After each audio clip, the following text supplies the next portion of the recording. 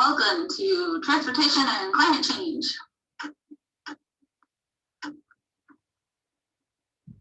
If you're just joining, we're probably going to wait until about 6:05 to get started on our introduction while people filter into the room.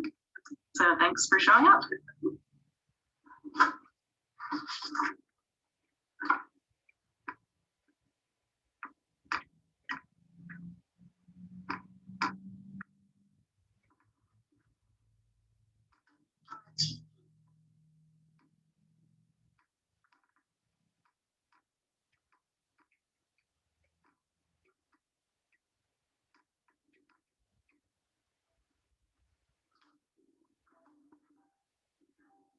Some hold music. Start doing the introduction, talking about background. Not. Okay. Hi, everybody. Yeah. Becky with Butte Environmental Council, and I appreciate all of you for signing on and joining the forum tonight. We're using a new platform. I'm unfamiliar with it, but I guess we'll see how it goes. It's Run the World, and we'll have just the speakers be able to talk. If you have questions there later during the breakout sessions, you'll be able to, and then later at the end with our Q&A, you can push that button at the bottom of your screen called Manage the Mic and request the microphone. Our agenda tonight is we're going to start with me talking about the introduction, and then we'll get into introducing our panelists. We'll do a round of panelists answering our questions about transportation and climate change in this area. Then we'll do a breakout room where you'll be able to ask the panelists your questions and discuss the issues and the solutions that the community is working towards. We'll report out on that, and then we'll wrap it all up at about 7:25, 7:30. So this event is hosted by the Butte Environmental Council, BEC.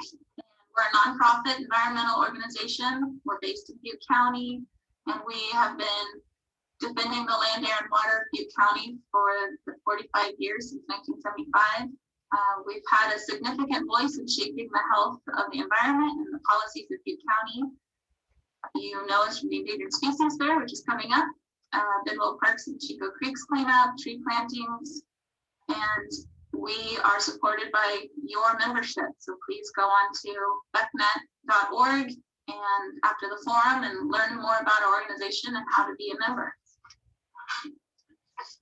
Before I introduce what transportation is and how it affects climate change, we have a poll. Is that ready? We're going to see if we can use the Run the World poll feature. Sorry, yeah, I need to set that up real quick. It says that I can't do the poll while I'm sharing the screen. So actually, Becky, if you want to set that up. Sure. Do a quick poll. Yeah. Alrighty. You know how to find that? Yeah. Here's me typing.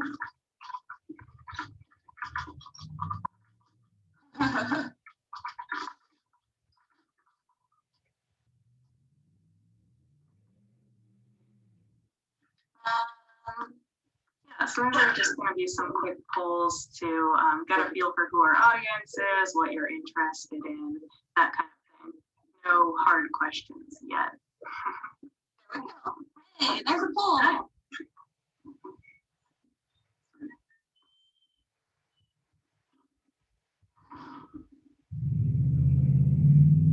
Look at all these quick answers. I wonder if I think it only lets you pick one. Yeah, I think so. Okay. So we have car, bike and walk. Nobody says bus. That makes sense with COVID. I wonder if I can see who chose which.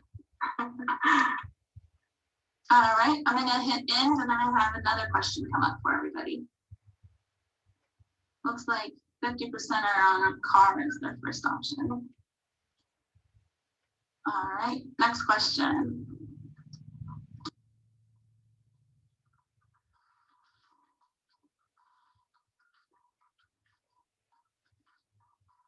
I could have just stop sharing my screen and enter the poll. Let's see. I really appreciated when I took 10K in high school. All these numbers that I'm using. All right. This is a quiz. Bryce, that's not the right answer.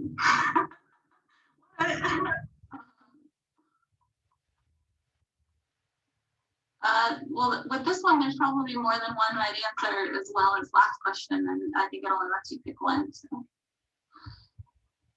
Okay, that got our creative juices flowing. So this next question we want to ask is open response. So what topics are you most interested in learning about tonight? And we wanted to have you type those answers into the chat box if you feel up to it. So we want to know what you're interested in learning about tonight ahead of us talking. Give it a couple of minutes. All right, yeah, looks like telecommuting. Good job, everybody. Yeah.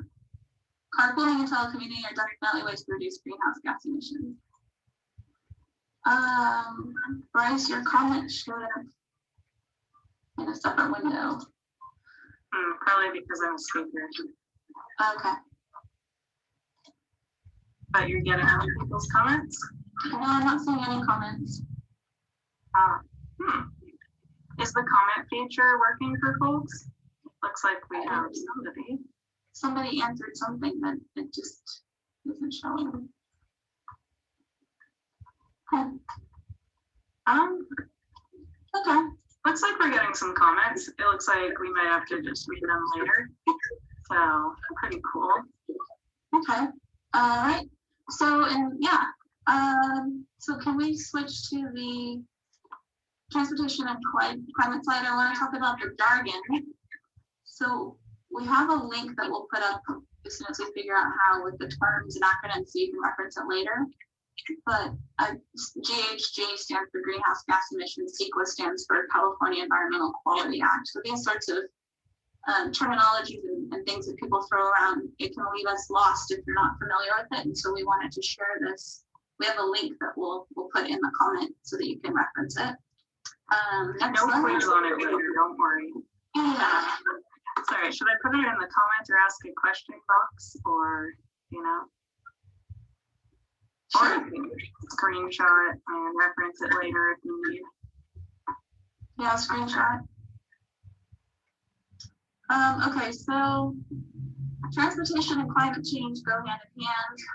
Climate change is caused by carbon dioxide and methane in our atmosphere, the greenhouse effect.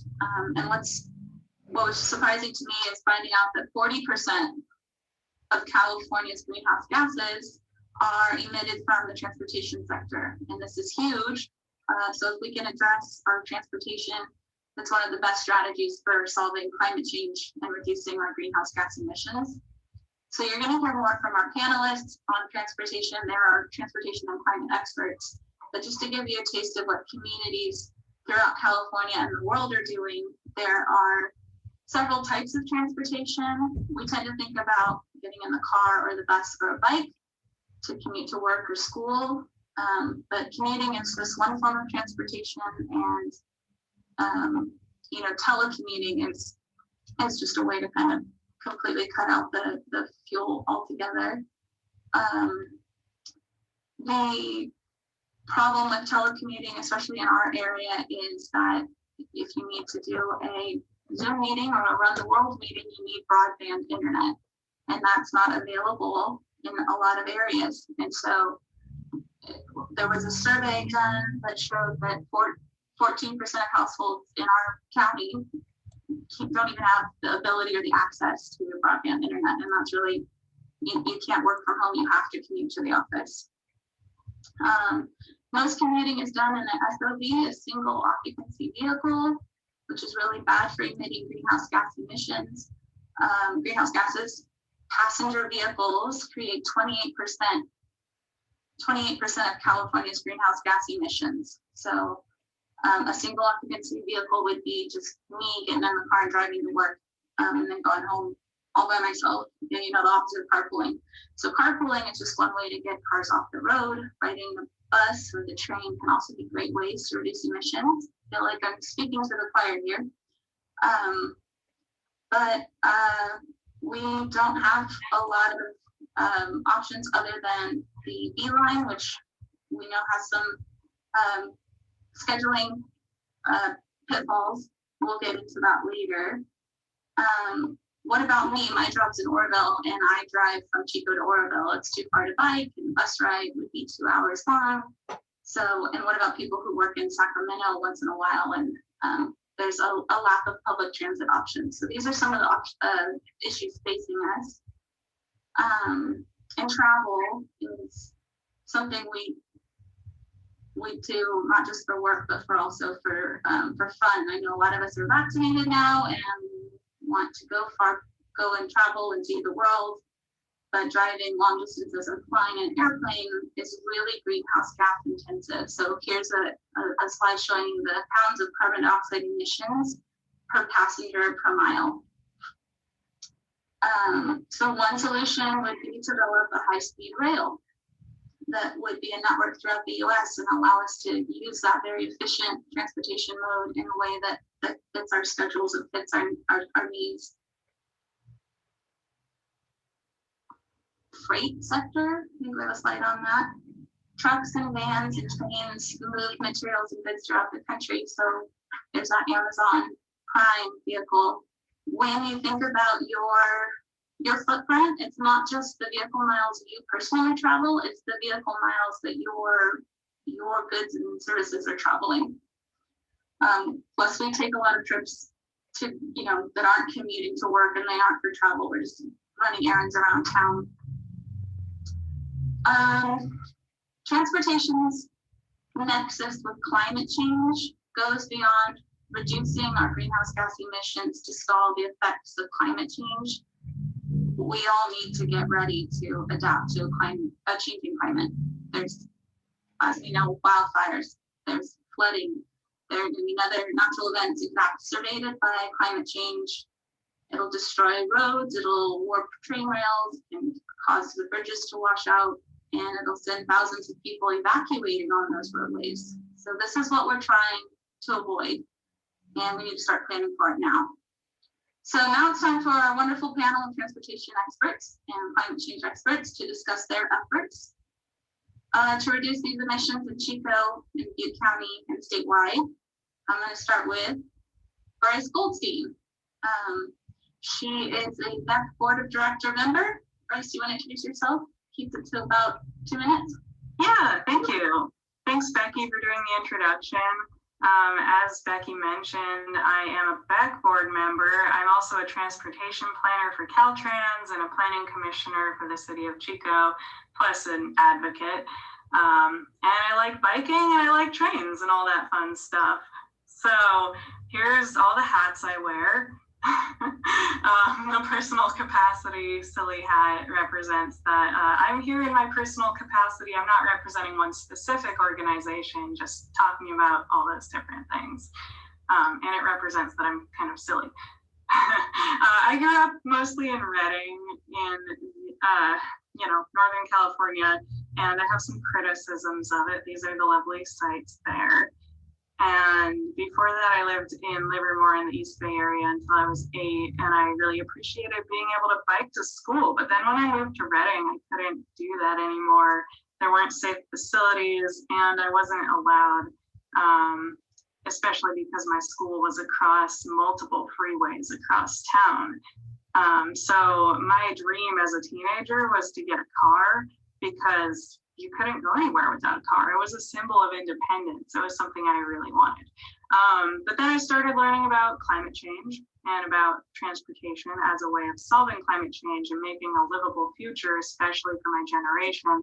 And I started being more of a fan of trains and bikes and carpooling and other such things, buses, walking, etc.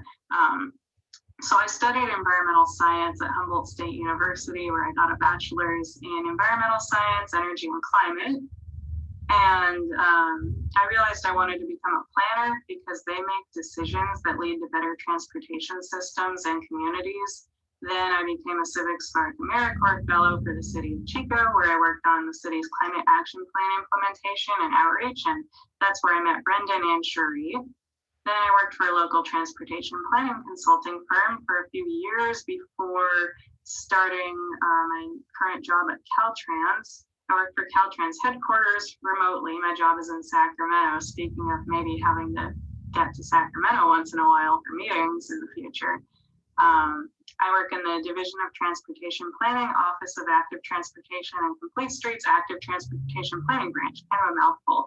But we develop the tools, training, and guidance for statewide active transportation planning, particularly for Caltrans staff. Thanks. Yay, thank you, Bryce. And John Clark. Oh, you might need the mic, John, if you're. John, that's why I was talking to John on the phone. He's trying to log in, but for whatever reason, he can't get on the platform. So. I saw him in here earlier, but I think not. I'll give him the mic. Right. Give the man the mic.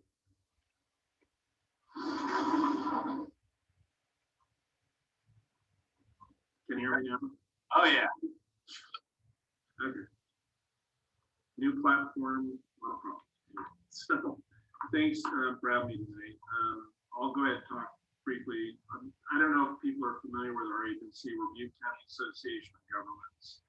And we're the state and federal designated transportation planning agency for Butte County. So we have to do all the state and federal required transportation planning and programming of federal transportation dollars, state transportation dollars.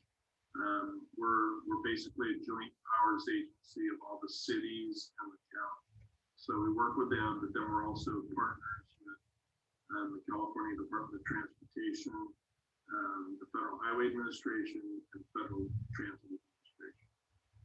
So some of the things I wanted to talk about tonight were just kind of highlight some of the work we're doing in our agency to address climate change and the reduction of greenhouse gas emissions.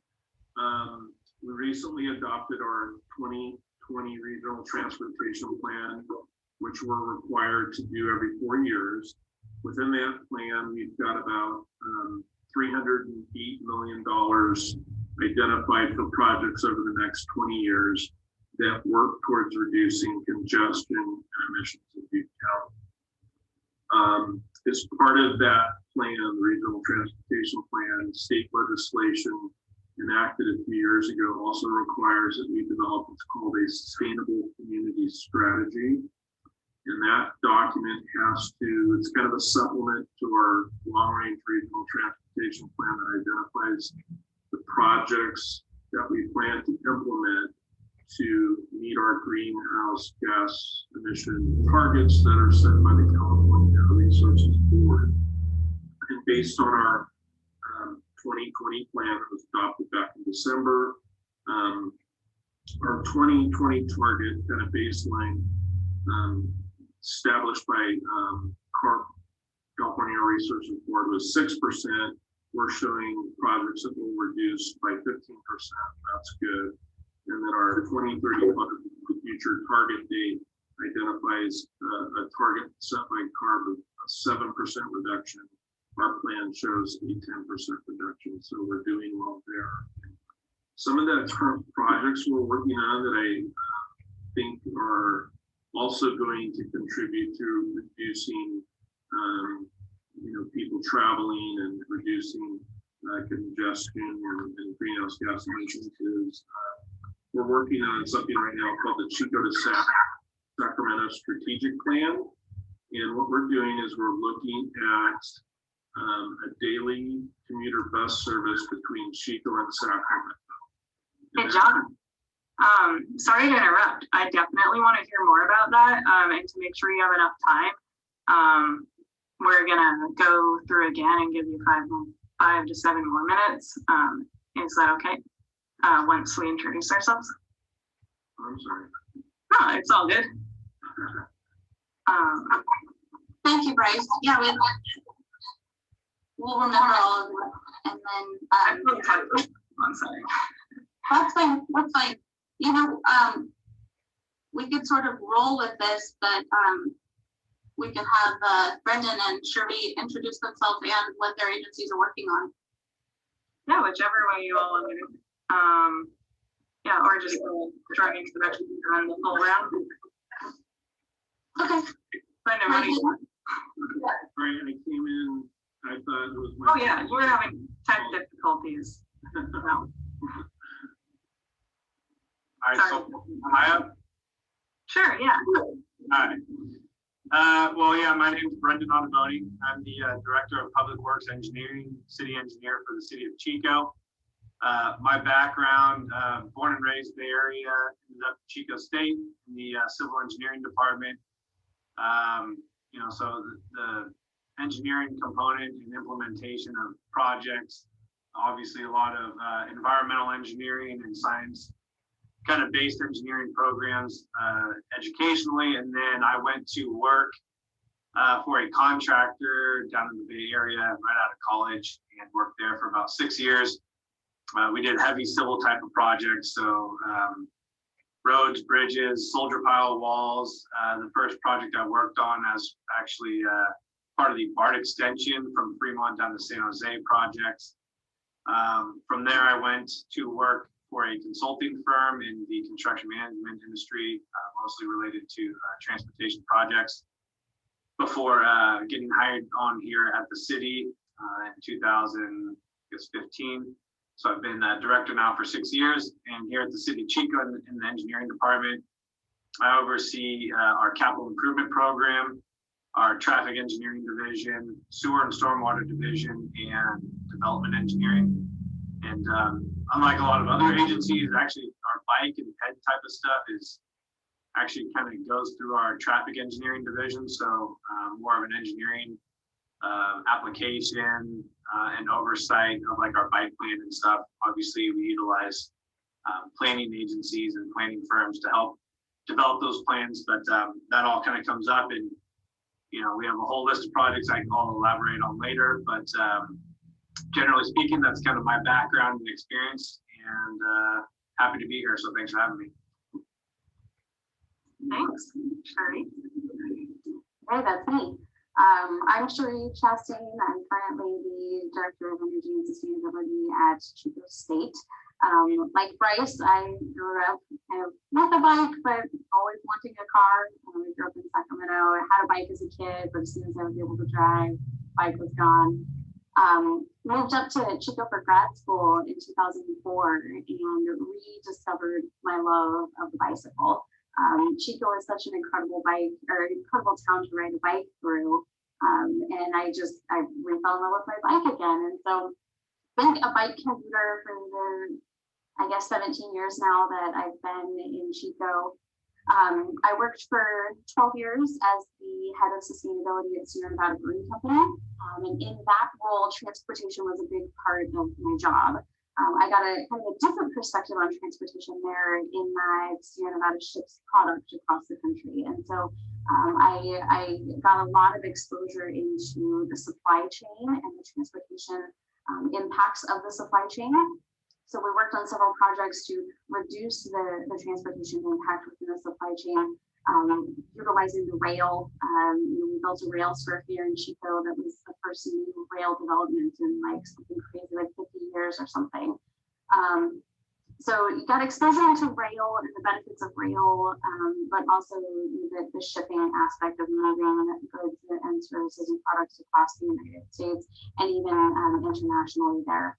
I then came to Chico State almost 2.5 years ago, and my job there at Chico State is largely centered on reaching carbon neutrality. And I'll talk more about this when we get to our specific projects, but 40% of the greenhouse gas inventory for Chico State is students, faculty, and staff commuting to and from our campus. So we have a ton of initiatives there to address transportation. We're working really closely with Brendan in the city on transportation projects that'll help make it easier for folks to utilize an alternative mode of transportation to get to and from our campus, but also moving in and about our community as well. I also currently serve as the chair of the City of Chico Climate Action Commission. The Climate Action Commission is tasked with updating the City of Chico's Climate Action Plan. Once that's updated, we'll go to work then on implementation. So when we get to the project piece, I can talk more about the city's climate action plan progress and what we're doing there. So thank you all for being here. I'm excited to talk transportation. I love it. Awesome. Thanks, y'all. So Becky or Caitlin, want to introduce us to the question round?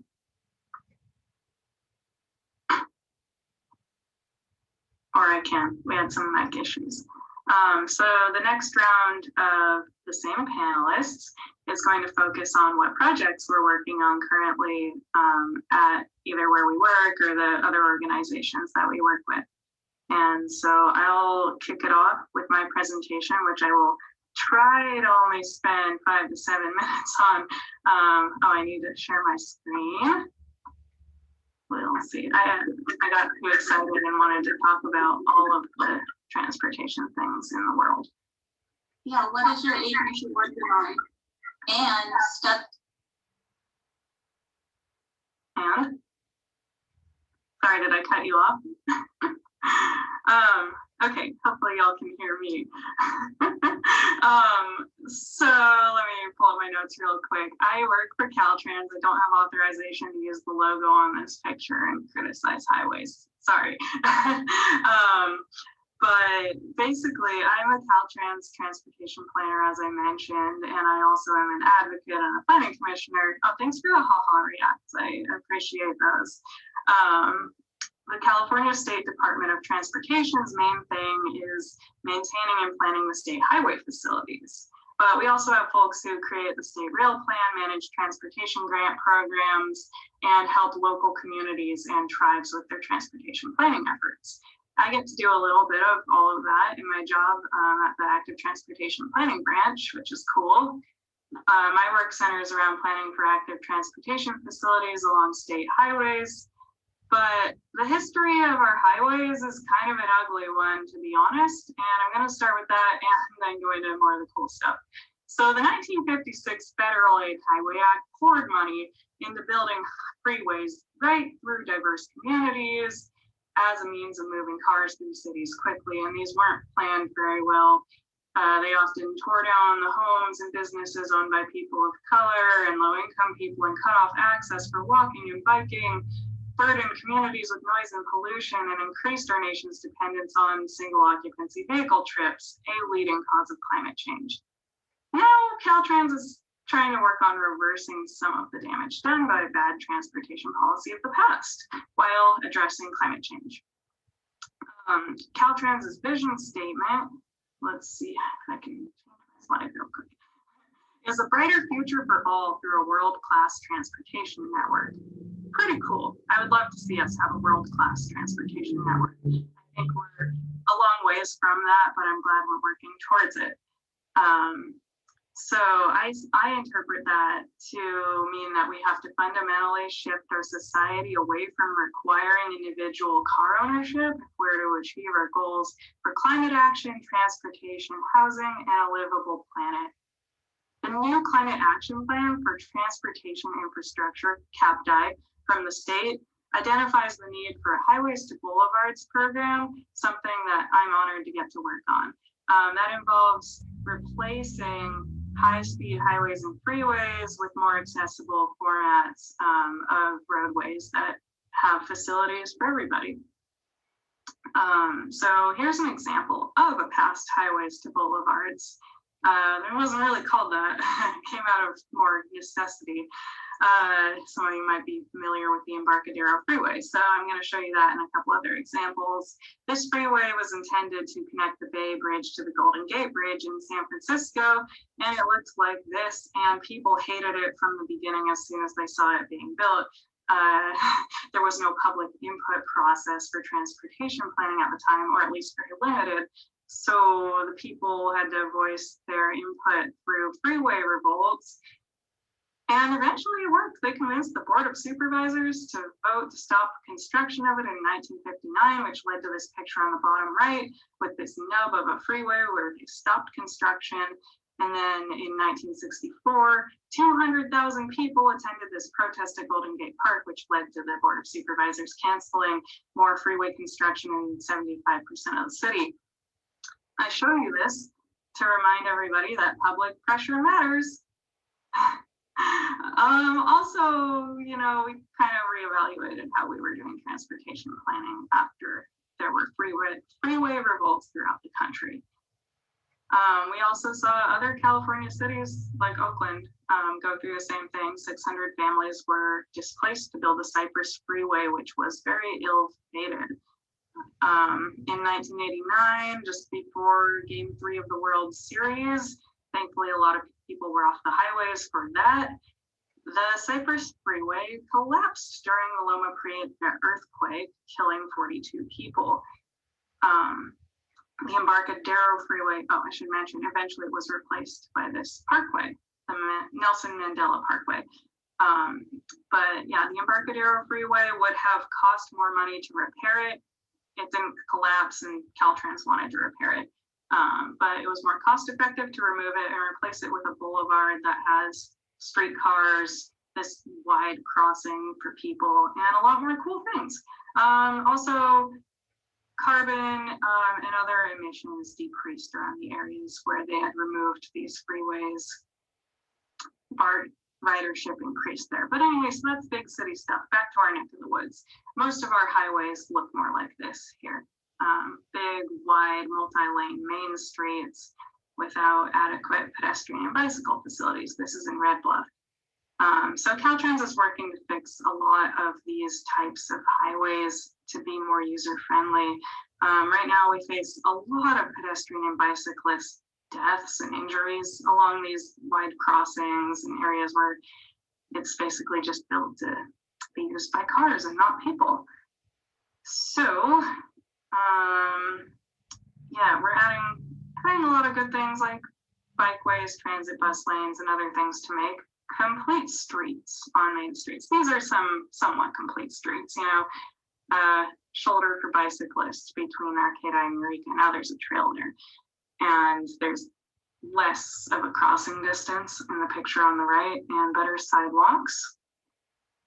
We have, this is starting my vision for what kinds of cool things we could have around here. Senate Bill SB 743 changed our focus. We no longer have vehicle miles traveled as our metric for CEQA, the California Environmental Quality Act, determining whether or not a project has environmental impact. Basically, increasing congestion isn't considered a significant environmental impact now when you build something. Instead, if it increases the vehicle miles traveled and their associated emissions, then it affects the environment. So this changes how we approve projects, which helps make it more possible to build dense housing and other such things. So I have a lot of ideas for Butte County solutions. I don't have a lot of time, but putting on my advocate hat, I would love to see more bikeways and walkways and good local, regional, and public transit, safe and accessible transportation for people with limited mobility, and dense transit-oriented development. I'd also love to see this mythical high-speed rail map that somebody put on the internet come to fruition. That is an absolute pipe dream. I would love to see the trolleys that used to run down Esplanade and other streets in Chico come back. That would be incredible. But how do we get there? I think one of the main things we need is density. This is my personal opinion on this slide, that we can have nice looking houses and density and not just big boxes. Yeah, so there's kind of, let's see, I should probably see if I'm running out of time or not. I probably am. You are. I tried to give you a 2-minute warning. I would wrap it up. Okay, I will. So yeah, lots of car lots and things on Park Ave need to go be replaced by dense housing that's transit oriented. We have a lot of new projects even lose a lot of their room for building housing to these parking requirements. And we could have really cool dense stuff, but our low density zoning prevents us from doing that. Oh, but Anyway, a meme. There's this chicken and egg phenomenon of like, well, okay, we could reduce the amount of parking people have to build, but then people are still going to store their cars somewhere, and then we're going to still face lots of cars everywhere. Well, that's why we at the same time as we work on our land use planning need to be building good transportation infrastructure. So this is all connected, is my point. And to summarize, my vision involves all of these things. And the only way we're going to get there is if we demand it. We need to participate in public engagement. And I think it would be really great if us folks attending this forum and our friends could start a specific advocacy group devoted to transportation advocacy. And I'll end my presentation by reminding you that all that freeway construction in San Francisco was halted because the people knew what was best for their community and they demanded it. Thank you. Hello, thank you, Bryce.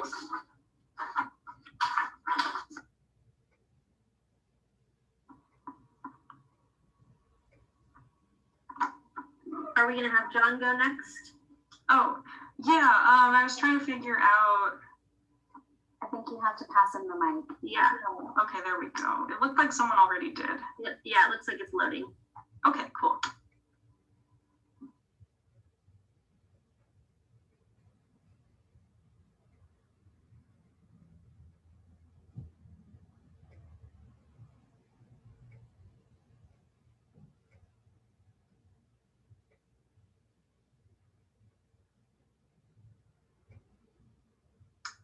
We gave John the mic, but if that doesn't work immediately, we could come back to him maybe after Brendan.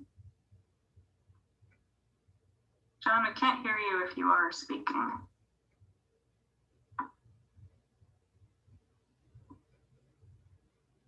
Who doesn't love tech difficulties?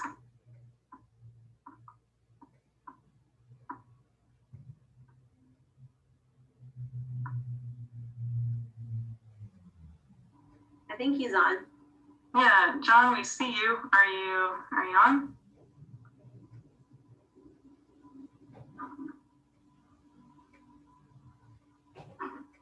John, we can't hear you if you're speaking.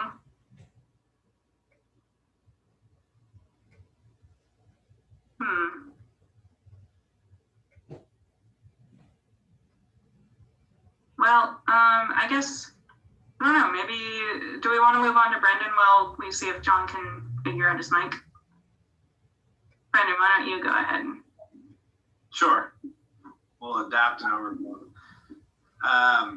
So yeah, I guess my perspective on transportation is slightly different, but oh, there's John. I don't know if you want to hop on, John. Can you hear me? Yeah. Yeah. All right, so I've been trying to keep going, so. I'll go ahead and go quick, and I'll talk about some of the projects we're working on right now. The first is the Chico to Sacramento strategic plan, and what we're looking at there is we're looking at establishing a daily commuter bus service between Chico and Sacramento, and the route would go from Chico through Oroville, stop at Marysville, and then into Sacramento. And we're also doing this study in cooperation with the San Joaquin Regional Rail Commission, who operates the San Joaquin rail service that operates between Bakersfield and Sacramento, and they're extending service up to Thomas here in the next couple of years. But they operate a daily throughway bus service, the Amtrak throughway bus that goes, I think, 3 runs north, 3 runs south every day. So we're looking at adding maybe a commuter hour service. So we're just kind of underway with that study in the early kind of period with it, but it's looking good. So one of the benefits of that, of course, is it would get a lot of people off, the roads driving between here, Marysville, and Sacramento, which our kind of preliminary data shows there are, people that do make that daily commute. So we hope to have a draft report on that by the end of the year. The second project we're kind of working on of interest is we're doing right now a kind of of our Butte regional transit system, or the B line, if you're familiar with the public transit service. We're looking at a route optimization study right now. So we have several fixed routes that operate in Chico and throughout the county every day, providing, regularly scheduled service at designated stops. And so we're looking at trying to make improvements to that service to make it more efficient, more attractive to people that don't use transit now. We'll also be looking at what it would take to operate maybe like in Chico, a service that provides what we call 15-minute headways. So you would be able to go to a stop and get on the bus every 15 minutes, which obviously makes it more attractive for people to use because it's more reliable to get to your destination, whether it's work, shopping or medical appointments and whatnot. So we are going to look at that and see what it would take to provide that type of service. So again, that study is just getting underway, but again, we hope to have some identified alternatives probably later this year, if not early next year.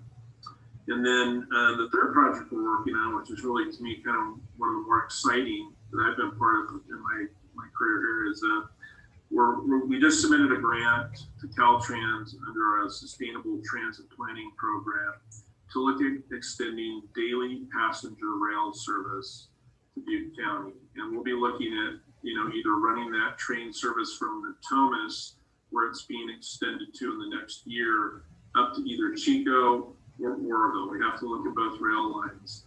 But we're working with that, also with the San Joaquin Regional Rail Commission. We're working with the Sacramento Area Council of Governments, our kind of sister agency in Sacramento. But there is a tremendous amount of enthusiasm for that project, more so than I've seen on a lot of things we've worked on. So I feel really optimistic about it. We should be knowing if we're going to get the grant later this year. We would get underway with the study early next year, but we've had meetings in preparing the grant request with the Union Pacific Railroad. They don't typically meet with agencies like us, but they did, and they didn't say no, and so that's kind of a big indication that they're okay with looking at this. So that's encouraging. And then again, there's just a lot of support with Sacramento County, Yuba County, Sutter, City of Marysville, and everyone along the rail corridor. So that's kind of exciting.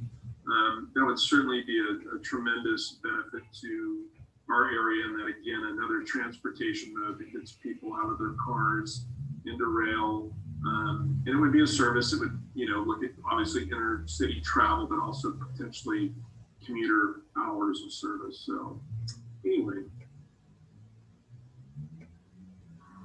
Awesome. I am very excited to see the outcome of those studies. Yeah. So, Brendan, do you want to go next? Thank you so much, John. Really quick, Brandon, before you go, sorry, this is Caitlin, just a technical piece for our audience out there. I'm not sure if you all see that there's two tabs on your right-hand side that say people or comments. So people is who's here. Comments is a comment thread that you would see typically like in a Zoom session. And I noticed that people are sending messages in a different bubble.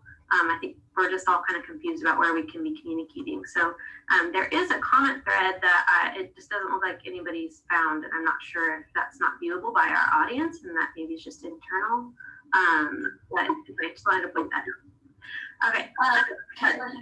I'll add on to that. The comment at the bottom doesn't seem to be working, but if you click the conversation bubbles next to your picture at the top right. Yeah, I saw that. No worries. Okay, carry on.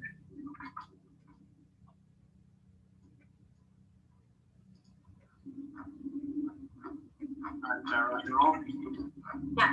All right. Well, thank you guys very much. Yeah, so just highlighting a couple things, obviously kind of overseeing the transportation piece here for the city of Chico. We've had a lot of successes here over the past, and Bryce, you mentioned your work with the active transportation program.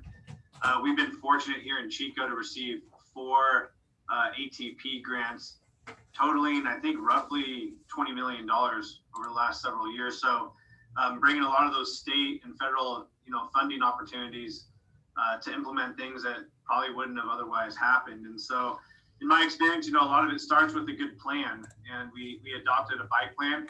We updated it in 2019. And that really takes a look at, again, the holistic transportation network.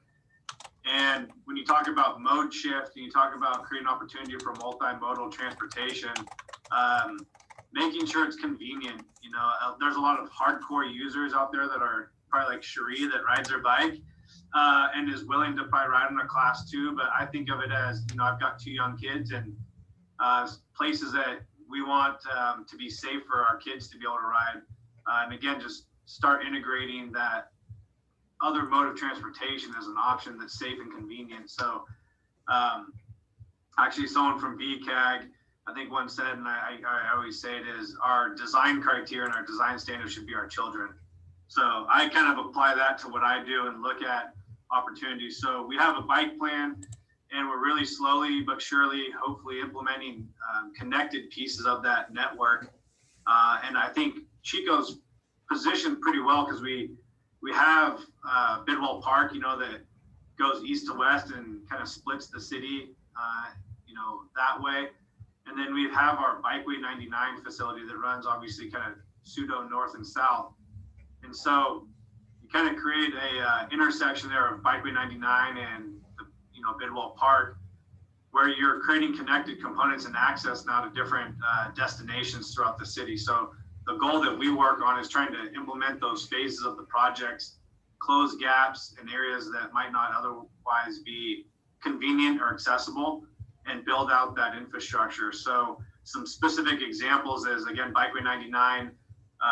We just completed our phase 4 project there behind Whitmire and Walmart, connecting from Skyway down to Business Lane. So, the easy thing that would have been on that project would have been to, in negotiations for buying property from Whitmire, to not go that route because it was pretty difficult in negotiations and buying the property. And the easy thing would have been go around them and go out to Forest Avenue on a class 2 and then back around by Butte College. But we stuck with it and we were able to acquire the right of way. So it's a completely separated facility. Again, that's more convenient and accessible to all the different land uses along that corridor. We also completed the Comanche Creek Phase 2 project, again, another grant that we got through an urban greening grant to really connect that whole business park area to like the Chico Durham bike path, and again, connected to other larger infrastructure components. The other part, sorry, I'm jumping around a little bit, but Bikeway 99 Phase 5 is one of our upcoming projects that was a $12.5 million ATP grant to then tie off of the Phase 4 project and build a pedestrian overcrossing over 20th Street and connecting to the current terminus of Bikeway 99 there in the mall parking lot. So that will be a huge gap closure, again, trying to create separated facilities so there's less interaction, while also, again, getting to destinations. And then that'll be able to take you all the way up to Highway 32 and that crossing there and getting to Bidwell Park, and then it's a jumping off point. So again, a lot of successes and good things we got coming. One of the low hanging fruits that we've done as part of our road rehab projects that you've hopefully seen here, like a couple years ago, we repaved Cohasset Road north of East Avenue. Last year we did Esplanade. And every opportunity we get where there are not class 2 facilities, we're incorporating that and we're reducing lane widths to incorporate, class 2 bike lanes. So I think over the last few years, we've added approximately 20 miles of class 2 bike lanes. The project we have upcoming this year that'll start probably in June, maybe early July, is Park Avenue. We're going to be repaving that. And as part of that project, we were able to get approval to remove the on-street parking and eliminate that so that we can put in center turn lanes, but also incorporate class 2 bike lanes for that corridor as well. So again, just trying to create the infrastructure that allows for more convenient use of, again, bikes and pedestrian uses. Some other projects that we have that really focus on multimodal is our Esplanade ATP project that will construct essentially a a cycle track on that east side along the corridor where the rail used to be, and putting a two-way track there up along the Esplanade corridor, as well as doing a parallel Class 3 facility on Oleander. So I think we're about a year and a half away from having that thing ready and getting into construction. A couple other projects. We got another ATP. Another ATP was our Little Chico Creek pedestrian bridge to 20th Street Park, Community Park there. So that's on the west side of Highway 99. And we're going to be building a pedestrian overcrossing to connect and open up the Chapman-Mulberry neighborhood through 20th Street Park to get over to essentially the east side of Highway 99 underneath that low water crossing there. Another one we'll be putting out to construction later this year is our citywide safety improvements. So we're installing 6 rapid flashing beacons at various pedestrian crossing locations. So it's the push button. It's not a full traffic signal, but it flashes to allow, again, safer crossings. Also, part of that project, we'll be doing a lot of striping at intersections and bike lanes being added. So that's really something we're looking forward to. Other elements of reducing greenhouse gas emissions that we're looking at is also constructing roundabouts and looking at, as we mentioned, vehicles being one of the largest or the largest greenhouse gas emission contributor. Really trying to reduce the idling vehicle, which is one of the larger components within that category. So roundabouts are a proven technique that there's less delay and less congestion, which has idling vehicles accumulating. So those are, again, a priority that we use to implement. We've got the Eaton Road Highway 99 off-ramp project that will begin construction here later this summer as well. We've got one at Floral and Eaton coming up in the next 2 years, plus several other locations. Part of the Esplanade ATP project will also be constructing a roundabout at Oleander and Memorial Way there. So that's another technique that we apply. Another big project we're looking at is down by BCAG's office there, of doing 4 roundabouts along East Park Avenue, Hagen and Midway, and then Hagen and Otterson, as well as Fair Street and Park Avenue, and trying to improve the circulation there, again, to reduce greenhouse gas emissions through that technique. I'm just going to give you a quick little wrap it up warning, please. Yeah. Right, thank you. So two remaining projects I'll just speak about quickly is one we're going to do is this upcoming year start a feasibility study on Bikeway 99. When it was started a couple of years ago, there was a lot of class 2s, and with the intention of trying to get as many class 1s as we can. So we're going to look at gap closures and opportunities to convert like class 2s into class 1s and use that as an opportunity to apply for ATP grants in the future to really create those separated facilities. And then lastly, an intelligent transportation system, looking at upgrading our traffic signals throughout the city to be adaptive in nature, so that they're not just timed or video detection. We can monitor it from a centralized traffic control system here in the City Hall. And that, again, those systems have been proven to reduce greenhouse gas emissions by anywhere from 20 to 42%. So that would be about an $11 million price tag. We're looking at some grants to hopefully fund that. And again, another strategy that we would apply. It would also have the ability to incorporate preferential use by transit and bike and ped. So we can incorporate into that smart technology to be able to incentivize and prioritize those uses. So that wraps it up for me. Perfect, thank you. I guess that leaves me. So I'll talk about Chico State real quick, and then I'll talk about the City of Chico and the Climate Action Commission. But just, I guess, another note about the comments. I think the comment in the chat thread is working well with the little 2 chat bubbles that'll be next to your profile up in the top right-hand corner of your screen. Should be, if everybody's seeing the same thing I am.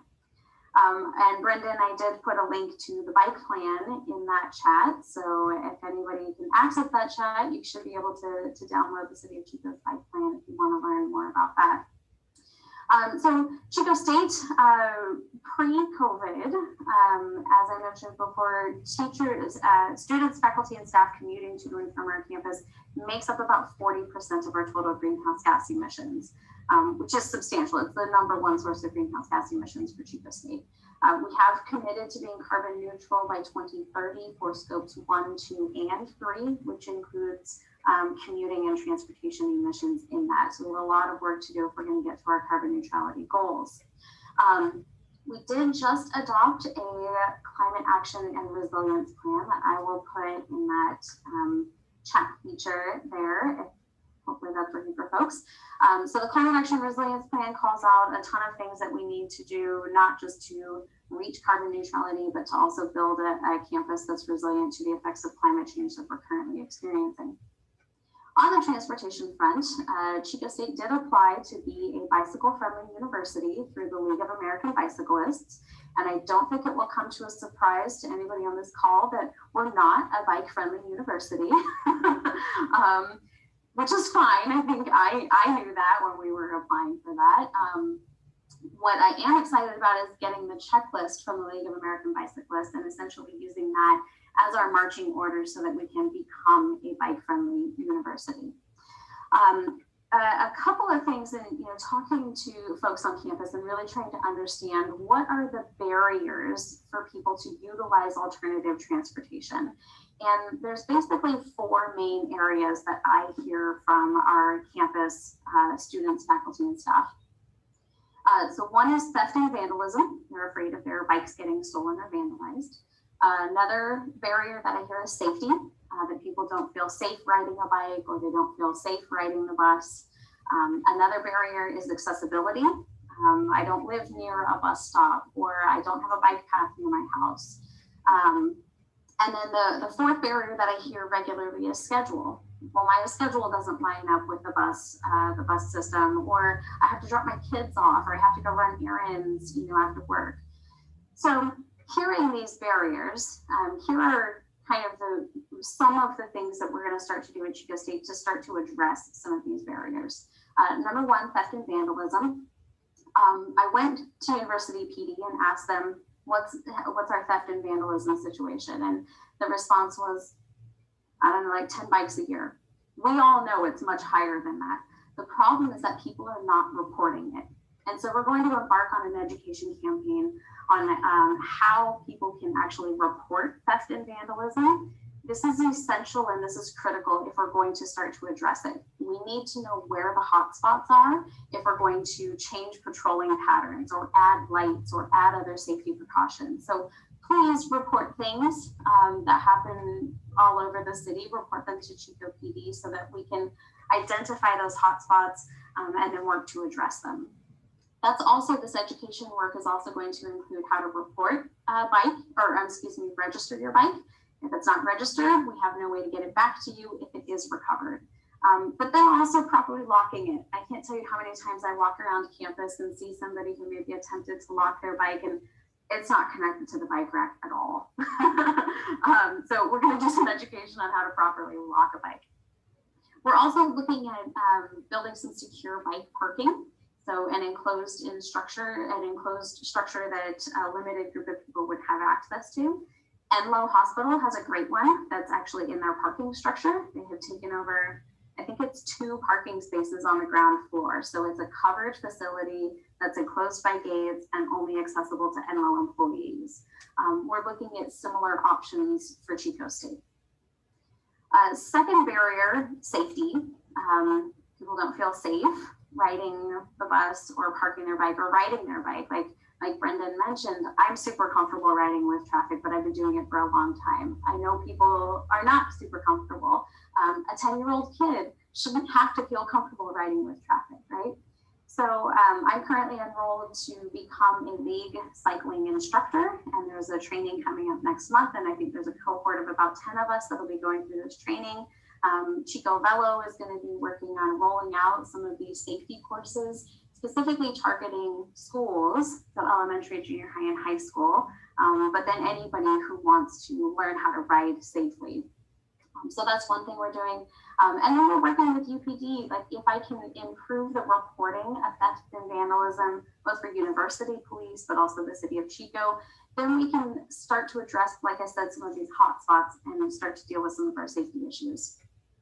Third barrier was accessibility. So a couple of things that we're doing there. Number one, we're going to make permanent the bike path running through campus. Super exciting. Bikes have been banned on the Chico State campus for more than 40 years, or I think it's 35 years. So we've opened a pilot path, we have funding, and we're making that path permanent. It should be permanent by the fall semester for when folks come back to campus. This will make it easier for people to not only move to and from our campus, but also through our campus and connecting the east and west sides of our community that is actually really difficult to traverse on a bike. We're also working to promote Beeline. We subsidize Beeline for all Chico State faculty and staff. Their Wildcat ID card is a free bus pass, and it turns out not many people know that.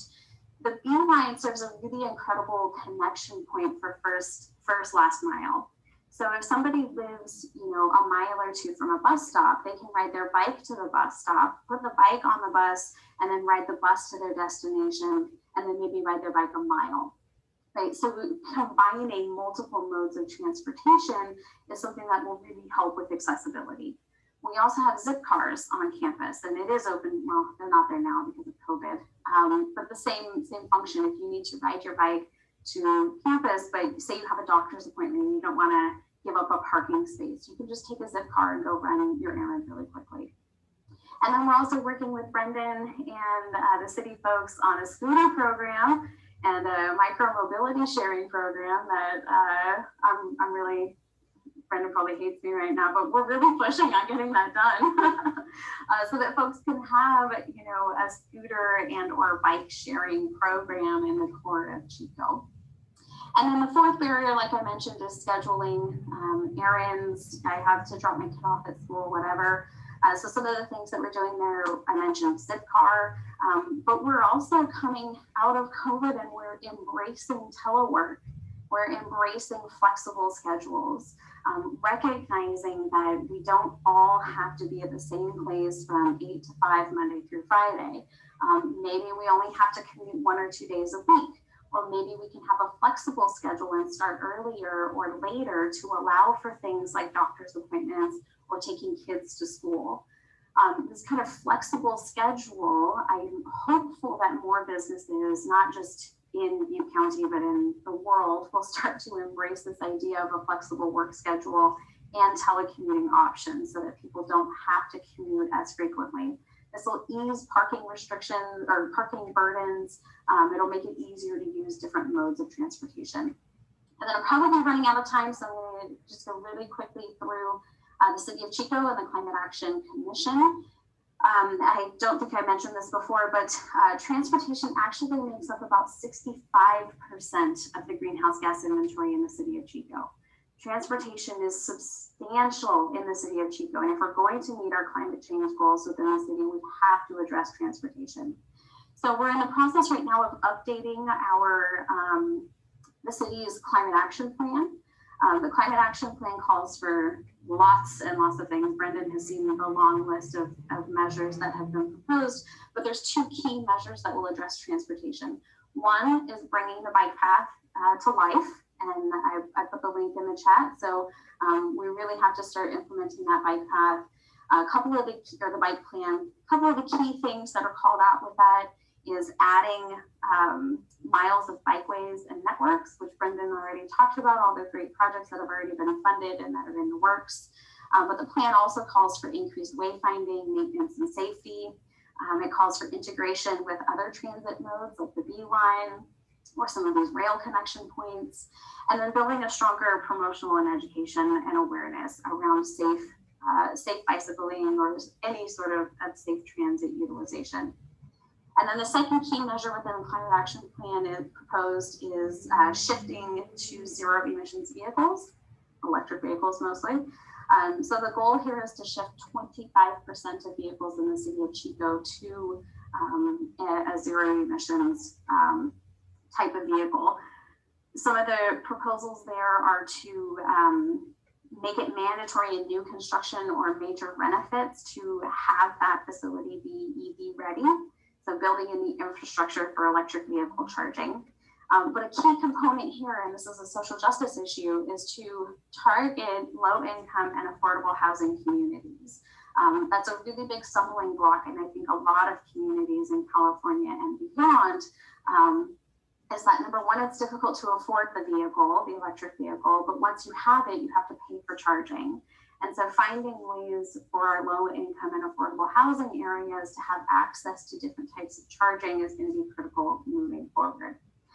I probably went way over my time, so I'm going to stop talking now. Sorry, I think that was Caitlin. Oh no, don't be sorry. That was great. I think everybody went over their time, and I wasn't about to cut you off, just to make sure there was equitable share of time amongst you all. So Bryce, did you want to talk about our breakout table rooms before we move on to that next step? Sure, or Becky, if you're ready. Yeah, but we're gonna go into some breakout rooms, and we've set up 3 of them. They're called tables in this software. So we're going to have one that's more of a general community brainstorming session that'll be a little bit facilitated with some questions about, what do you want to see for a sustainable transportation network in Butte County? And then the other 2 groups are more of like a panelist Q&A. We set it up so that if you want to talk about City of Chico, you can go in a group with Brendan and Cherie. And if you want to talk about more regional issues, you can chat with me and John. And if more people want to be in the general discussion room, we might go into that room too. You can swap tables if you want. Yeah, I was gonna say, you could swap as you go, and we have a cap of about 10 per room. Yeah, and this will be a 10 to 15 minute breakout. After that, we have some note takers that'll do a little 1 minute review of the highlights. So Caitlin, do you want to take us away to our tables? Yes, I'm having a very small technical thing. I preloaded the tables and now they've disappeared, so I'm just doing really quick. Sorry. No worries. Great presentations, everybody. I definitely learned some new things. Yeah, I have some questions for Brendan, so I'm excited about this breakout room thing. Yeah, I'm bummed I made myself a panelist. I would rather go and ask other people questions. All right. I do also want to do what's called a group fee in this program, where all of our cameras get turned on and we take a little snapshot of the attendees and the panelists, but maybe we'll do that after the breakout rooms. So we're at 7:10 now. I'm probably going to do a 2-minute warning and to pull y'all back in about 12 minutes maybe? Yeah, maybe 12 or 13 minutes. So we'll see how it's going, and I'll pop into a few different rooms after I chat with Brendan. Okay, here we go.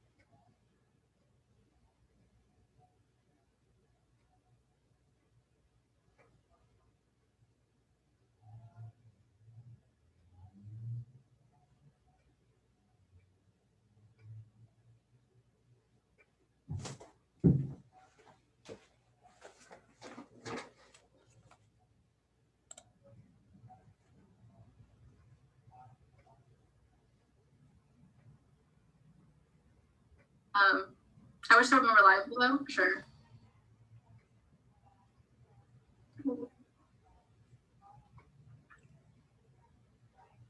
Yeah. What's up, Bryce? What's up, John? Hey, hi, sorry, it took me a while to get Hey. in. Okay, there was somebody in the other group who was looking for John. Should I tell him to come over here? I just had to like redo this thing like 3 or 4 times before it would let me in. It wouldn't do it, so. Dang. Or I'm doing it for my iPad, maybe that's part of the. That's just That makes sense. Yeah, so. Okay. Yeah, well, since there aren't a lot of us here, I might just tell people to come to this room.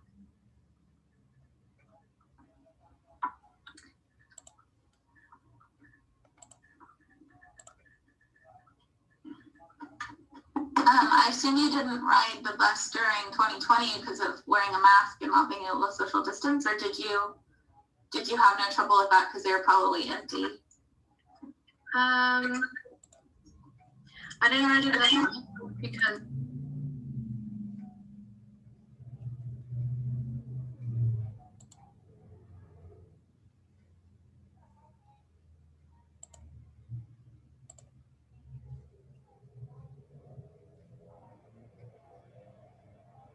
are go through the city though, so we can go through the city in order to make that a possible density corridor and make it possible. And I'm not an expert in that field, but I do know is that usually through the general plan process of identifying land uses, and then sometimes specific projects will come in and they might be proposing a different use than what's shown in our land use designation of the general plan. So part of a project,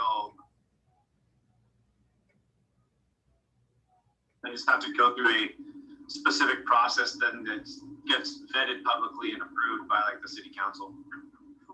Just a note on that, while it's a corridor opportunity site on Park Avenue, the surrounding blocks are zoned low density. Even though there's existing multifamily housing in sort of these, I'm kind of off of 12th and Broadway right now, across the street, there's multifamily, but it's all been downzoned at some point. It's all It was downzoned at a certain point. I'm not sure when, but there is multifamily construction in Barber and Chapmantown, but both of them in the neighborhood plans are low density. And do we know what is happening at the in the Barber neighborhood with the map development? Yeah, that's a special planning area. So we have special planning areas, so that has to come. And luckily in that one, again, it's one property. So the owner of the property would have to come up with a specific plan. I can't say it, but I'll say there is new ownership there that is working on development plans for that to have higher density single family homes, trying to really hit that. We call it affordable, but I call it like market rate affordable, where it's not necessarily when we use it affordable. Not affordable. It's subsidized. So this would be like trying to achieve, I think, elements of it, smaller footprint, smaller square footage homes that are in the market range of, again, like something that's a starter level value. So look forward to that in the next probably year or two as they develop their plans. But yeah, there's some interest. There's a lot of cool things I think that the community should be proud of coming forward there. Thank you. So I have another question. Just hearing your presentation, Sherry. How much consulting is ever done with the city of Davis? Just because their transportation system with the city and the university are so deeply intertwined and work so well. And I don't see how, besides obviously how Chico State is a no bike campus right now, how that could translate so easily to at least the core part of Chico where the university is located, including the university running the city bus system and other people using it, or having a city bus system that is integrated with the university. Well, bikes are allowed on campus right now on that path.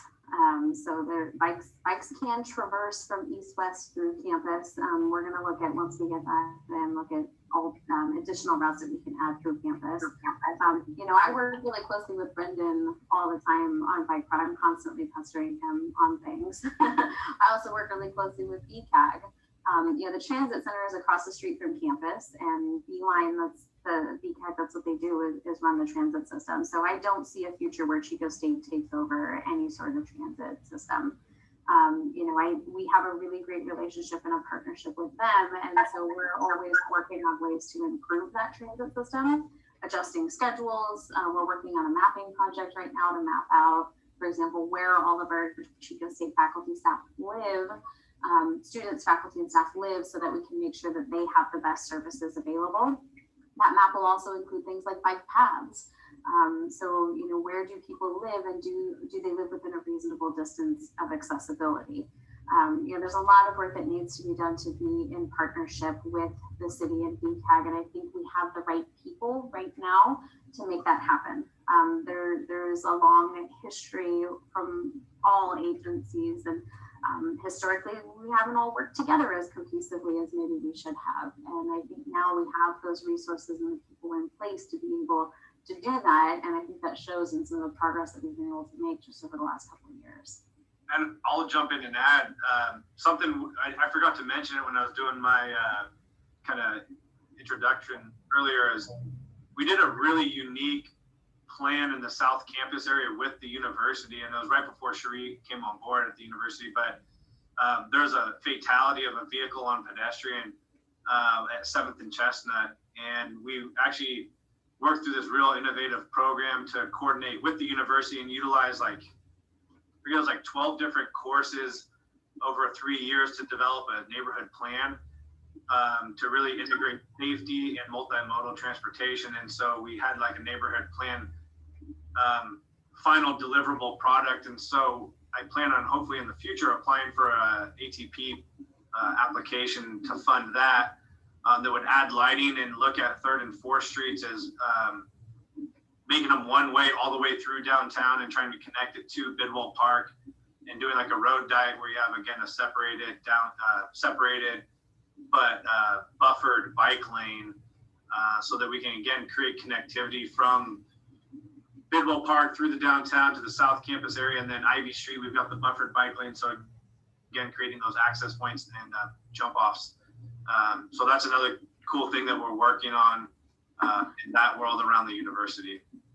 Yeah, I just put the link to that in the chat, which seems different. I'm not sure if Maggie, you're able to capture that or not, but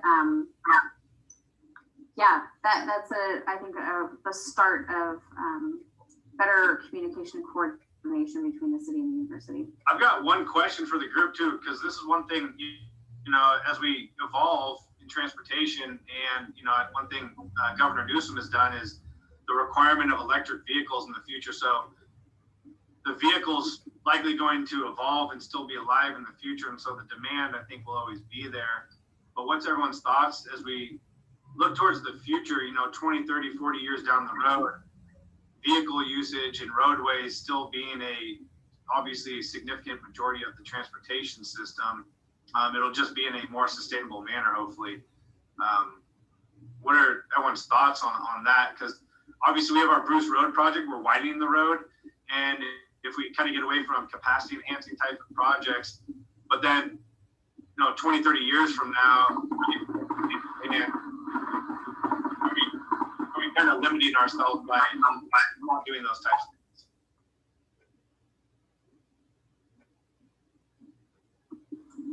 Yeah, you know, Brandon, I have gotten a lot of just am personally really interested in like electric vehicles and you know, autonomous driving and things like that. And I think that what we'll see is a shift from ownership of vehicles, especially with electric bicycles and things like that. I've noticed, and I'm sure others have thoughts, but I've noticed that those have become that, you know, that last mile issue has really been taken away by, especially no matter the terrain. or the elevation by electric bicycles or electric scooters, or any type of assisted active transportation mode that isn't a car. And so I do kind of feel like it's going to get away from also post pandemic. I mean, like my work, many people's work are not going to go back to just going to the office every day. It's likely going to be a flexible schedule, or at least, 3 days maybe in the office or something like that. So I think it's going to change like pretty soon. I mean, me and my wife have 2 cars. We've barely driven them at all. The only time I use it is to maybe go somewhere that is, like go up to Paradise. My parents live in Paradise, like to go up to Paradise or to go to Sacramento or something like that. So I don't see the benefit in owning a car.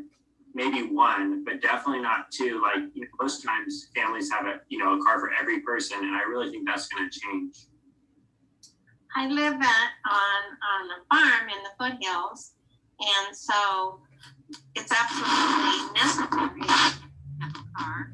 But I think we'll be moving toward electric vehicles, and I think there'll be more support for that, financially support for that. I would like to do that if I had, financially, I would like to do that. But I think that's the direction we're going in. But I think if we have cities that are denser and we have good transportation between cities, high-speed rail or whatever, that we'll see a reduced need for automobiles and a greater need for boulevards and trees and comfortable places that we can be when we're in the city, and when we're out of the city, we use electric vehicles to go or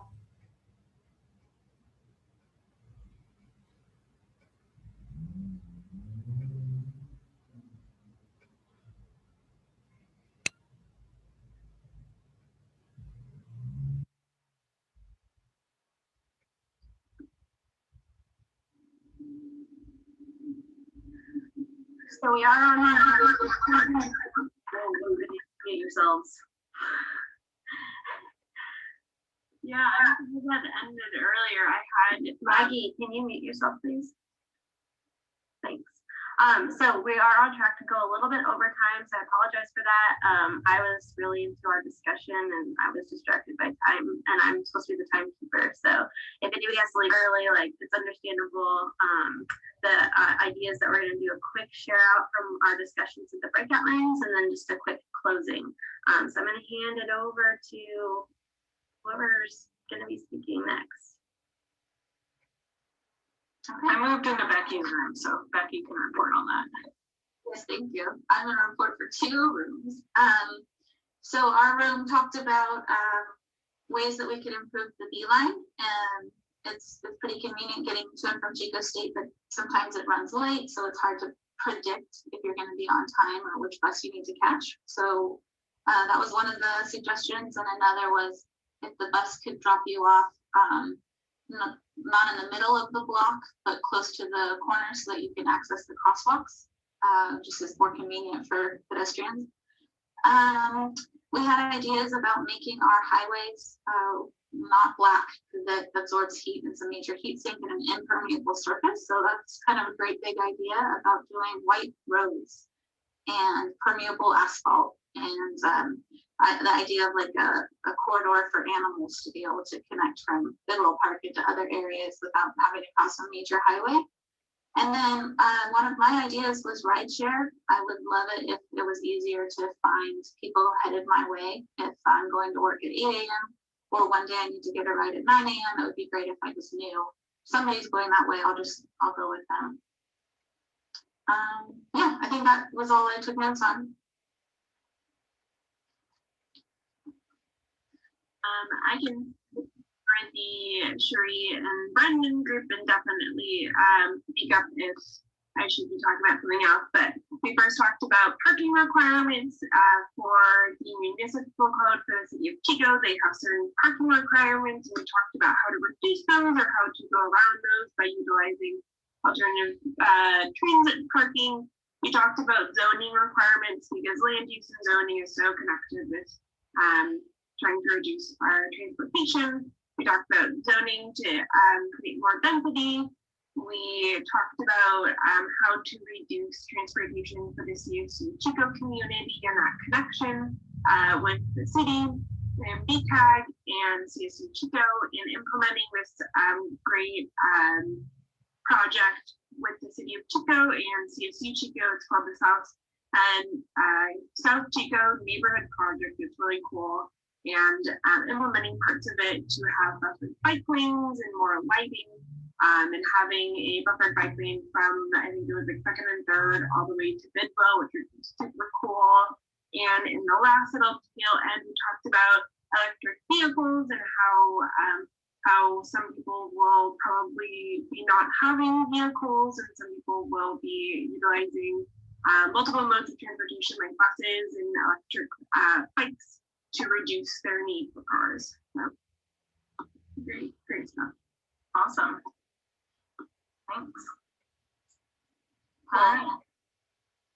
We could do the group fee. Looks like some people have already dropped off though. And then we can do our little closeout where we'll go selfie.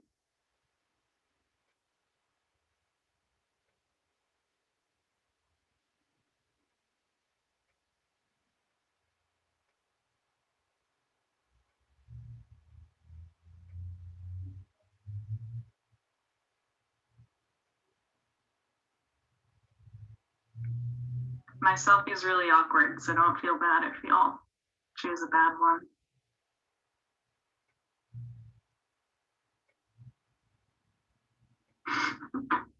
This is so silly.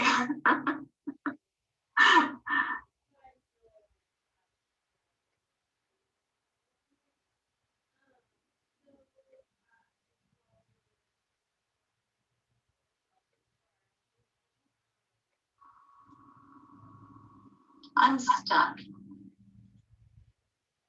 I think we have to wait for everybody to take their selfie. But I'm stuck and I don't have a webcam and it won't let me get out of here. Oh no. Uh-oh. Trapped in the void. Well, we can start telling you about our upcoming events while we wait for this. Maggie, do you want to do that part? I was actually just doing okay. So before everyone goes, we're already dropping after so many cool things. We're an organization with a large mission of education, action, and advocacy. And to do this great work, we need support and membership. We need everyone to support us with our membership and support. Firstly, our membership helps plant trees, restore creeks and the lake. And if you're interested and you're not a member, we have a sustaining membership of 35 or 34 or less. And then we have our angels, which are the backbone of our community in our organization. They are 35 or more. And we also have one-time donations, which is great anytime. We have our, which I'm trying to link in the chat, our to do this kind of work, to do the events, to do fundraising, to do all of that. We would love, we have our committees, which we would love people to get involved in and join.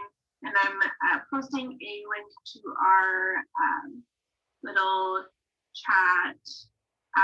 We have our advocacy committee, we have our outreach committee, which put on this event today. We have gun committee and fundraising and membership. And a plugin for the outreach committee is really cool. And so if anyone's interested, you can click on the link in the chat and hopefully apply. And for our event, you can go on to the next little slide. We have some great events coming up. We have our legacy event of our annual Endangered Species Fair on May 1st, which is coming up. We have the city of Chico is undertaking a California Environmental Quality Act environmental impact report for Valley's Edge, which is a really large development supposed to come out between May and June. And so we'll be doing a workshop to educate our community on it. enter a public comment. We have our shelter forum and wildfire forum in June and August. And our events are great, so please attend all if you can. Thanks, Maggie, and thank you all for coming. And like Maggie said, if you can join our outreach committee, we also put together these forums, and we could use some community help in whatever way you can give, even if that's just continuing to come to our events. Thank you so much. This was very fun, and we're recording it, so hopefully we'll have this on our website for folks to watch later if you want to share it with a friend. Yeah, and the notes too. Thank you everybody for joining us and for the adventure in Run the World to try it out. I think it went relatively well, except for a couple of people having some tech issues, and I'm really sorry about that. But do please look out for the registration for the Endangered Species Fair. It's next Saturday, and that registration is coming out tonight, tomorrow morning, if I decide to stay up tonight and keep working. Anyway, it seems really exciting. We have a good lineup of presentations and workshops, and I'm just really stoked to do this event virtually. And we have some kids that put together puppets this year, and we have a video for that. And yeah, I'm just excited to be able to capture the spirit of that event. So keep tuned, or stay in tune with us. And yeah, we got a lot going on this year, and we're really appreciative of you all being here. Thanks. Yeah, let's all go eat dinner. Yeah, I have no goodbye music, but and thank you to the speakers. You guys were great. Yeah, thank you all so much. This was fun, and I learned a lot. Bye. Bye. Bye.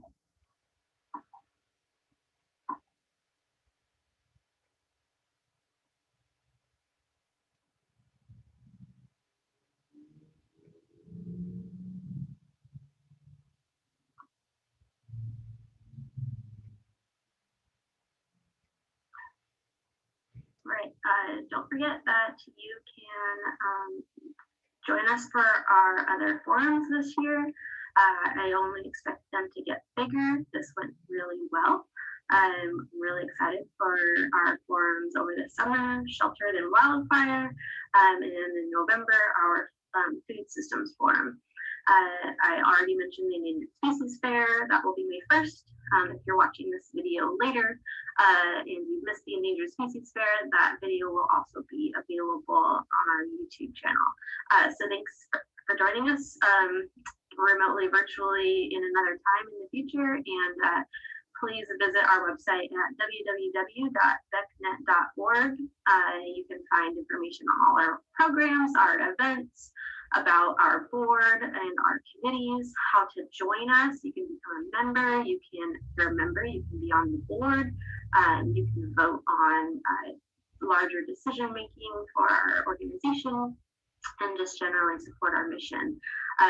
The membership is a way that we keep our organization going, and really what you're donating to is helping our community through the work that we do. And then of course there's always volunteer opportunities, and just really excited to see you all in those volunteer opportunities.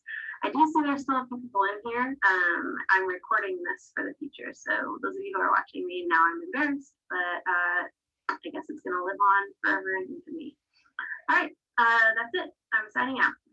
Thank you.